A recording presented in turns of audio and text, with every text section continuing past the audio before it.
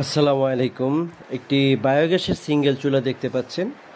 এটা আমরা বায়োগ্যাসের সিঙ্গেল চুলা একটা প্ল্যানে সেট আপ করবো। উনি 80 ফিট পাইপ এবং হচ্ছে একটা মিটার আর হচ্ছে একটা বায়োগ্যাসের চুলা উনি অর্ডার করেছিল।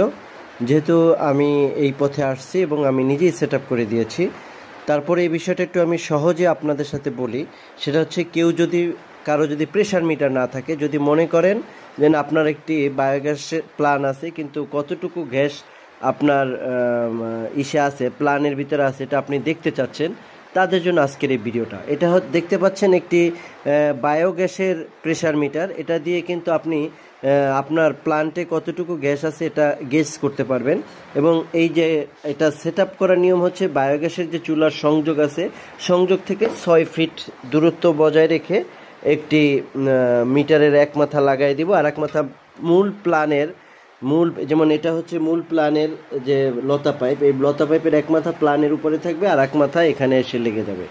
লেগে গেলে ওখান থেকে সেন্টার পাইপের চাবিটা ছেড়ে দিলেই এই প্রেশার মিটারটা কিন্তু উঠে যাবে এবং এটা প্রায় 900+ থাকবে। যে 900+ থাকবে, এটা থাকলেই বোঝা যাবে যে আপনার বায়োগ্যাস প্ল্যান্টে যথেষ্ট পরিমাণ গ্যাস আছে। আপনি 3 বেলা রান্নাবান্না করার জন্য যে গ্যাস দরকার, এটা কিন্তু এখান থেকে পাবেন।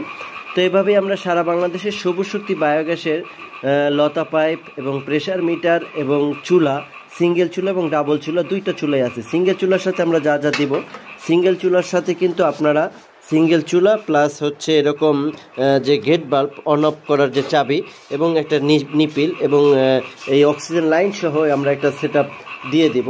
যদি কারো দরকার হয় অবশ্যই নিচে দেওয়া নাম্বারে যোগাযোগ করবেন। ভালো থাকবেন। আসসালাম।